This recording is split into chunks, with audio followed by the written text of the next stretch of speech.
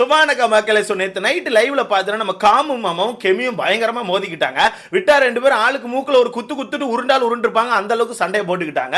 But அவங்க ரெண்டு பேரும் சண்டை போட காரணம் என்னன்னு கேட்டீங்கன்னா காரம் தான் காரணம். என்ன ப்ரோ சொல்றேன்னா, ஆமா ப்ரோ, சாப்பாடுல சொத்தோல உரப்பு அதிகமா போட்டாங்க போல. அந்த உரப்பை வச்சு வீட்டுக்குள்ள ஒரு சில விஷயங்கள் போயிட்டு இருந்து அப்போ வீட்டுக்குள்ள எல்லாருக்கும் உரைக்குதுன்னு சொல்லிட்டு நம்ம காமு மாமா நெய் கொடுத்தாப்ல. காமு மாமாவுக்கு நெய்க்கும் தான் சுத்தம் ஆகாத. போன வாரம் தானே சண்டையை போட்டு உருண்டாரு. அப்படி இருக்கும்போது காமு மாமா இந்த வாரம் வந்து கிச்சன் டீம்ல இருக்காருல்ல, அப்ப அவர் என்ன பண்ணாருன்னா எல்லாருக்குமே ஒரு ஸ்பூன் நெய் கொடுத்திருக்காரு. நம்ம கெமி அவர்களுமே ஒரு ஸ்பூன் நெய் வாங்கிட்டாங்க, வியானா அவர்களுமே ஒரு ஸ்பூன் நெய் வாங்கிட்டாங்க. ஓகேவா, ஆனா ஃபர்ஸ்டே வாங்கி சாப்பிட்டாங்க. அதுக்கப்புறம் தான் காரம் தெரிஞ்சிருக்கு போல. அதுக்கப்புறம் நம்ம வியானா என்ன பண்ணிருக்காங்கன்னா எஃப்ஜே கிட்ட போயிட்டு, எஃப்ஜே நீ நெய் வாங்கல, அப்போ உன்னோட நெய்யை எனக்கு கொஞ்சம் வாங்கி கொடுன்னு சொல்லிட்டு எஃப்ஜே ஒரு ஸ்பூன் நெய் வாங்கி நம்ம வியானா அவர்கள் கொடுத்திருக்காப்ல. அதை பார்த்தா நம்ம கெமி என்ன பண்ணிட்டாங்கன்னா அப்ப எனக்கும் இன்னொரு ஸ்பூன் வேணும்னு சொல்லி கேட்டிருக்காங்க. அங்கதான் பஞ்சாயத்தை வெடிச்சிச்சு. ஏன்னா நம்ம காமு மாமா பொறுத்தவரைக்கும் போன வாரமே சொல்லிட்டாரு, நான் மட்டும் அடுத்த வாரம் அந்த கிச்சன் டீமுக்குள்ள போனேன்னா ஒரு பையலுக்கு நெய் தர மாட்டேன், நெய்யை வச்சு பூரா பையில கதற விடுவேன்னு சொன்னார்ல. அந்த வகையில் இந்த நெய்யை வச்சு கதற விட்டாப்ல. நெய் தர முடியாது, அதான் வாங்கி சாப்பிட்டலாம், ஒரு இஷ்டத்துக்கு தர முடியாதுன்னு சொல்லி ரெண்டு பேரும் பேச மாத்தி மாத்தி ரெண்டு பேரும் வார்த்தைகளை கடத்த இங்க இருந்து கம்மி இலை அடிச்சு மூஞ்ச உடச்சுரும் பார்த்துக்கோன்னு சொல்லி சொல்ல, அங்க இருந்து நம்ம காமு மாமா இங்க பாரு டா போட்டேன்னு அவனை தூக்கி போட்டு மீச்சுருன்னு சொல்லிட்டு ரெண்டு பேரும் மாத்தி மாத்தி மோதிக்கிட்டாங்க ப்ரோ.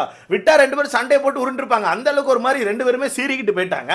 பட் இந்த எல்லா சண்டைக்கு முக்கிய காரணம் யாருன்னு கேட்டீங்கன்னா நம்ம திவ்யாவும் சாண்ட்ராவும் தான். ஏன்னா அவங்க தான் சாப்பாடுல காரத்தை அதிகமாக போட்டிருக்காங்க. சாப்பாடுல காரத்தை அதிகமாக போட்டுட்டு அவங்களும் இந்த கார சாப்பாடை சாப்பிட்டுட்டு வீட்டுக்குள்ள இருந்து ஒவ்வொருத்தர வந்து சொல்றாங்கப்பா, ஓகேவா, வீட்டுக்குள்ள இருந்து ஒவ்வொருத்தர வந்து சாப்பாடுல காரம் அதிகமா இருக்கு, நாளைக்கு கொஞ்சம் காரத்தை பார்த்து போடுங்கன்னு சொன்னா, காரமா சாப்பாடுல காரமே இல்லையா, சாப்பாடுல காரமே இல்லையா, காரம் கம்மியாக தானே இருக்கு, ஏன் நீங்கெல்லாம் காரம் சொல்லிட்டு இருக்கீங்க, என்னன்னே தெரியலையா, சரி ஓகே நான் வந்து நாளைக்கு சப்புன்னு சாப்பாடு செய்றேன்னு சொல்லிட்டு நம்ம சாண்ட்ராவும் திவ்யாவும் உட்காந்து முட்டு கொடுத்துட்டு இருக்காங்க. எனக்கு இதை பார்க்கும்போது இதெல்லாம் ஒரு சண்டையாடா அப்படின்னு மாதிரி தான் தோணுச்சு. பட் இதையும் ஒரு கண்டென்ட்டா மாத்திட்டு இருக்காங்க. இங்க ஒரு டீம் வந்து சாப்பாடுல காரத்தை அதிகம் போட்டிருக்கு, அங்க ஒரு கேங் உட்கார்ந்து இந்த கார சாப்பாடை சாப்பிட்டுட்டு ஆன்னு எரிஞ்சிட்டு இருக்கு. அதை ஒரு கண்டென்ட்டா மாத்தி நைட்டு ஃபுல்லா உட்கார்ந்து ஒப்பாரி வச்சிட்டு இருக்காங்க. என்னென்ன விஷயங்கள் அப்படிங்கறத ரொம்ப தெளிவா சொல்றேன். சோ வீடியோக்குள்ள போறதுக்கு முன்னாடி மறக்காம இந்த வீடியோ லைக் பண்ணி சேனலை சப்ஸ்கிரைப் பண்ணிக்கோங்க. நீங்க போடுற ஒவ்வொரு லைக் வந்தா நம்ம வீடியோன்னு ஒரு 10 பேர் சஜஸ்ட் பண்ணுவோம். சோ முடிஞ்ச அளவுக்கு லைக் போட்டு சேனலை சப்ஸ்கிரைப் பண்ணிக்கோங்க. சோ கண்டென்ட்க்குள்ள போயிடலாமா? சோ நேத்து நைட் சாப்பாடுல பார்த்தா நம்ம திவ்யாவும் சாண்ட்ராவும் காரத்தை கொஞ்சம் கூட போட்டாங்க போல ப்ரோ. ஓகேவா, அது எனக்கு தெரிஞ்சு கூட்டுல காரத்தை போட்டிருப்பாங்க. சோ அந்த கூட்டை சாப்பிடும் போது இவங்க எல்லாம் தொண்டை எரிஞ்சு ஒரு மாதிரி வீட்டுக்குள்ள இருந்து புகை விட்டுட்டு இருக்காங்க, எரியுதுன்னு சொல்லிட்டு. ஆனா நம்ம திவ்யா சாண்ட்ரா பிரச்சனை இந்த மூணு பேர் என்ன பண்றாங்கன்னா வெளியே வந்து உட்கார்ந்து இருந்துட்டு காரம்னு ஏமாத்துறாங்க.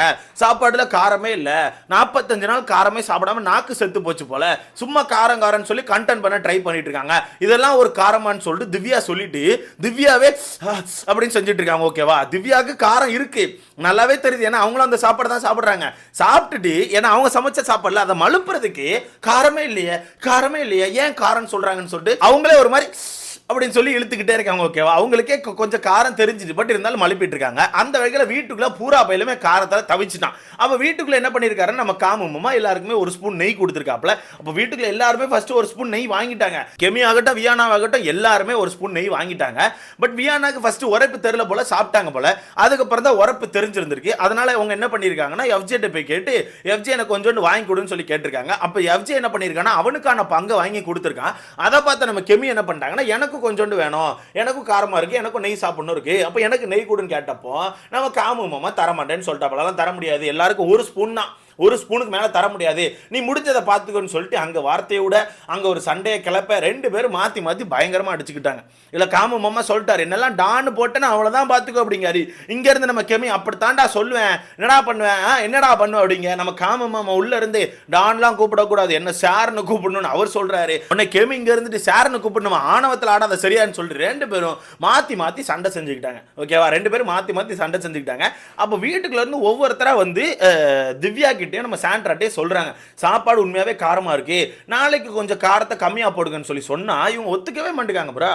இவங்க ஒத்துக்கவே மாட்டேங்காங்க, காரம் இல்லை இப்படிதான் இருக்கு, நீங்க அப்போ ஓவரா பண்ணீங்கன்னா அப்ப நாளைக்கு பாருங்க சாப்பாடை நான் சப்புன்னு வைக்கிறேன், கண்டிப்பா நாளைக்கு காரமே போட மாட்டேன், வேணுக்குன்னு சாப்பாடை சப்புன்னு வைக்க போறேன்னு சொல்லிட்டு இந்த ரெண்டு பேரும் உட்காந்து ஒப்பாரி வச்சுட்டு இருக்காங்க. திவ்யா சாண்ட்ரா என்ன பொறுத்தவரை இந்த ரெண்டு பேருமே ஒரு பூமர் தான், ஒரு அளவுக்கு ஆக மாட்டாங்க. வீட்டுல ஒரு கண்டென்ட் கொடுக்க மாட்டேங்காங்க ப்ரோ. காலையில இருந்து நைட் வரைக்கும் பாத்தீங்கன்னா எதுவுமே பண்ண மாட்டேங்காங்க. வீட்டுக்கு எல்லா விஷயத்தையும் ஸ்பாயில் பண்ணிட்டு ஒரு மாதிரி அவங்களே ஒரு ஒரு பெரிய ஆட்டிடியூட் வச்சிருக்காங்க. அவங்க தான் ஒரு கேமர் அப்படின்னு மாதிரி ஒரு ஆட்டிடியூட சுத்துறாங்க. பட் ஒரு இளவு அங்க இல்ல. எல்லாத்தையும் முடிச்ச அப்புறம் நைட்டு மட்டும் ஒரு கூட்டத்தை போட்டு வீட்டுக்குள்ள இருக்க எல்லார பத்தி குறை பேசிட்டு இருக்காங்க. இதுல முக்கியமா பிரஜன் எதுக்கு வந்திருக்காரு ஏன் வந்திருக்காருன்னு தெரியாம வீட்டுக்குள்ள ஒன்று சுத்திட்டு இருக்கா, அது பிரஜன் மட்டும் தான் ப்ரோ. காலையில இருந்து அந்த டாஸ்க்கை பண்ணுவார்னு பார்த்தா வாயை பொத்திட்டு ஊமை மாதிரி வீட்டுக்குள்ள சுத்திட்டு நைட் ஆன பிறகு என்ன பண்றாருன்னா ஊர்க்கிழவி மாதிரி காலையில இருந்து அவர் பார்த்த எல்லா சம்பவத்தையும் மொத்தமா கொண்டு வந்து உட்காந்து ஒப்பாரி வச்சுட்டு இருக்காரு ப்ரோ. யாரு ப்ரோ இவரெல்லாம் வீட்டுக்குள்ள விட்டது எனக்கு சத்தியமா புரியல. எனக்கு தெரிஞ்சு சாண்ட்ரா மட்டும் தான் பிக் பாஸ் வீட்டு கூப்பிட்டு இருப்பாங்க. ஓகேவா, சாண்ட்ரா நீங்க வாங்க, வீட்டுக்குள்ள எங்களுக்கு கண்டென்ட் கொடுக்க ஆள் தேவைப்படுது, ஒயில் கார்டோ நீங்க வாங்கன்னு சொல்லி சாண்ட்ரா மட்டும் தான் கூப்பிட்டு இருப்பாங்க. இவர் என்ன பண்ணிட்டாருன்னா, இல்ல நான் வந்து என்னோட பொண்டாட்டி இல்லாம இருக்க மாட்டேன், நானும் வருவேன்னு சொல்லி அடம் பிடிச்சு பின்னாடி வந்துட்டாருன்னு நினைக்கிறேன். ஏன்னா அவர் அதை மட்டும் தான் பண்ணிட்டு இருக்காரு. பொண்டாட்டி பின்னாடியே போறாரு தவிர வீட்டுக்குள்ள ஒரு கண்டென்ட் கொடுக்க மாட்டேங்காரு. ஆனா நைட்டு 10 மணி தாண்டினப்புறம் வெளியே அந்த கொஸ்டினை போட்டு உட்காந்துருப்பாங்க பார்த்துக்கோங்க. ஓகேவா, அதில் உட்காந்து பேசும்போது மட்டும் பயங்கரமா பேசுறாரு.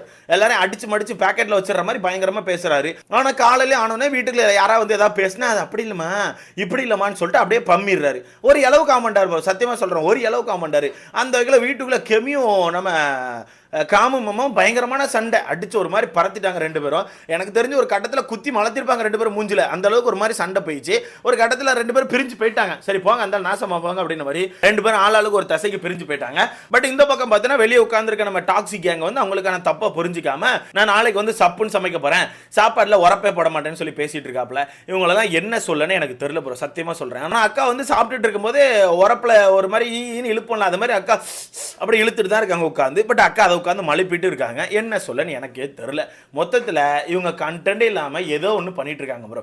இதுல இவங்க காரத்தை போட்டுட்டு அந்த கார விஷயத்தை மாத்துவாங்கன்னு பார்த்தா அந்த கார விஷயத்தை இவங்க எப்படி மாத்துறாங்கன்னா, அதாவது கார விஷயத்தை நாளைக்கு காரம் போட மாட்டேன் கம்மியா போடுறேன்னு மாத்தலாம். திவ்யா அக்கா இது எப்படி மாத்துறாங்கன்னா, வீட்டுக்குள்ள உள்ள எல்லாருமே அதை கண்டென்ட் ஆக்கிட்டு இருக்காங்களாம். எப்படி வீட்டுக்குள்ள எல்லாருமே காரமே இல்லாத சாப்பாடு சாப்பிட்டுட்டு காரம் இருக்க மாதிரி ஆக்டிங்கை போட்டு வீக்கெண்டுக்கு கண்டென்ட் உருவாக்கிட்டு இருக்காங்க. வீக்கெண்டு சேதன் என்கிட்ட நம்மளை மாட்டி விட ட்ரை பண்றாங்கன்னு சொல்லிட்டு அவங்களே பெருமையா பேசிட்டு இருக்காங்க.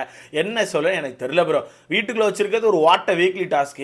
அந்த வாட்ட வீக்லி டாஸ்க்லயும் ஒரு இளவும் பிடுங்கல. காலையில இருந்து நம்மளும் பார்த்துட்டு இருக்கோம், ஒரு கண்டென்ட் கொடுக்க மாட்டேங்குது. ஆனா நைட் ஆனா மட்டும் எப்பா இவங்க பேசுறதெல்லாம் பார்க்கணும் நமக்கு தலையெழுத்து போல ப்ரோ. சத்தியமா சொல்றேன் ப்ரோ, நான் இந்த பிரச்சனைலாம் பார்த்து வாழ்க்கையை வெறுத்துட்டேன்.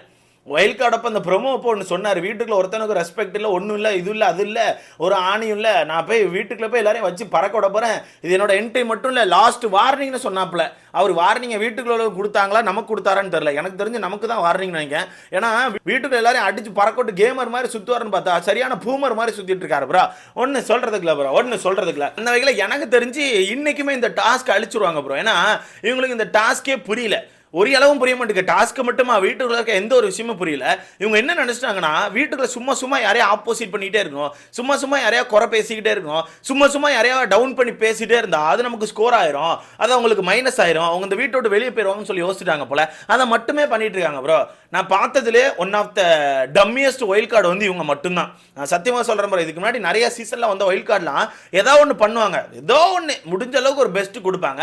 பட் இந்த ஒயில் கார்டெலாம் இருக்காங்க தெரியுமா, வேஸ்ட், சுத்த வேஸ்ட். சும்மா சேனல் ப்ராடக்ட்னு சொல்லி அள்ளி உள்ளே போட்டிருக்காங்க. சும்மா சேனலில் வந்து வேலையே இல்லாமல் சும்மா சுற்றிட்டு இருந்திருப்பாங்க போல. சரி வாங்க கொஞ்சோண்டு வேலை கொடுக்குறோம், 100 நாள் திட்டம் மாதிரி ஒரு 50 நாள் திட்டம் இருக்கு, ஒயில் கார்டை உள்ள போய் வேலையை பார்த்துட்டோம்னு சொல்லி அனுப்பிவிட்டுருக்காங்க. சரி அனுப்பிவிட்டாங்களேன்னு சொல்லிட்டு வீட்டுக்குள்ள வந்து ஏதோ ஒன்று பண்ணணும்னு சொல்லிட்டு ஏதோ பண்ணிட்டு இருக்காங்க. இதில் நம்ம அக்கா திவ்யா வேற சபரி வேறே எழுதிட்டு இருக்காங்க. எதுக்குன்னே தெரியல. சபரி மேல இந்த அக்காக்கு எதுக்கு இவ்வளவு ஒன் பண்ணே தெரியல. என்ன டாபிக் பேசினாலும் சபரியும் சொல்லிட்டு இருக்காங்க ப்ரா. வெளியே வந்த தண்ணி பழம் வினோத்னு சொல்ற மாதிரி வீட்டுக்குள்ள இருக்க திவ்யா வந்து எதுக்கு எடுத்தாலும் சபரின்னு உட்காந்து அழுதுட்டு இருக்காங்க. இதுல வியானா வேற ஒன்னு அந்த கூட்டத்து கூட வந்து சேர்ந்துக்கிட்டு கதை பேசுறாங்க பேர்ல ஏதோ ஒன்று பண்ணிட்டு இருக்கு.